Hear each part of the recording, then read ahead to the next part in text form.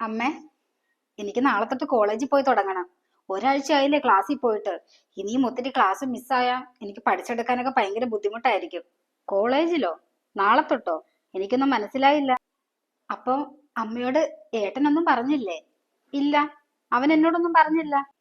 അമ്മേ, കഴിഞ്ഞ ദിവസം ചെറിയമ്മയുടെ വീട്ടിൽ നിന്ന് ഏട്ടൻ എനിക്ക് എന്റെ പുസ്തകങ്ങളൊക്കെ കൊണ്ട് തന്നായിരുന്നു.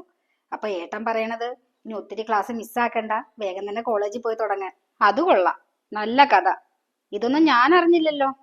മോളെ, ഞാൻ പറയുന്നോണ്ട് ഒന്നും തോന്നരുത്.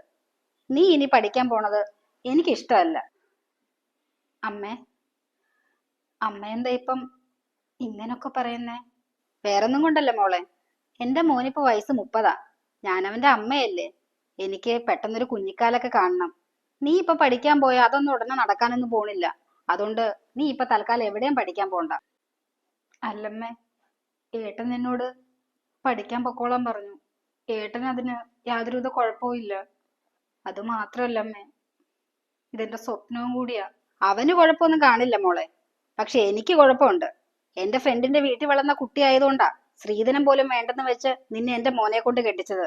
അവളാ പറഞ്ഞത് ഇവിടുത്തെ സകല പണിയും ചെയ്ത് നീ ഇവിടെ അടങ്ങി ഒതുങ്ങി കഴിഞ്ഞോളൂന്ന്.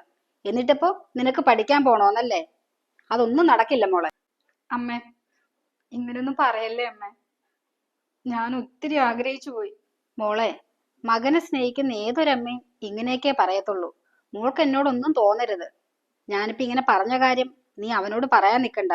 നിനക്ക് താല്പര്യമില്ലെന്നങ്ങ് പറഞ്ഞാ മതി. പിന്നെ ഞാൻ പറഞ്ഞതൊക്കെ നിന്റെ മനസ്സിൽ തന്നെ വെച്ചാ മതി. മോടെ സ്വന്തം അമ്മ പറയണത് പോലെ കരുതിയാ മതി. അവന് ഞാനെന്ന് വെച്ച ജീവനാ. മോളായിട്ട് ഞങ്ങളുടെ സ്നേഹത്തിനൊരു വിള്ളലുണ്ടാക്കല്ലേ. ഇല്ലമ്മേ, അമ്മ പേടിക്കണ്ട. ഞാൻ ഏട്ടനോട് ഒരിക്കലും ഈ ഒരു കാര്യം പറയത്തില്ല. ഞാനായിട്ട് ഒരിക്കലും അമ്മയും ഏട്ടനും തമ്മിൽ ഒരു പ്രശ്നം ഉണ്ടാക്കാനും കാരണമാവത്തില്ല. അമ്മ പേടിക്കണ്ട.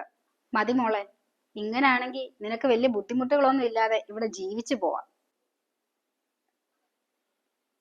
ദൈവമേ, എന്തൊരു പരീക്ഷണം ഇത്. എന്നെ നീ വെറുതെ ആശിപ്പിച്ചതാണോ? വീണ്ടും എന്റെ സ്വപ്നങ്ങൾക്ക് നീ വിള്ളൽ വീഴ്ത്തുകയാണോ? എന്റെ എന്റെ കോളേജ് വീണ്ടും അതെനിക്കൊരു ഓർമ്മയെ മാറുകയാണോ? എനിക്കൊന്നും മനസ്സിലാവുന്നില്ല. എന്റെ ജീവിതം എങ്ങോട്ടാണ്?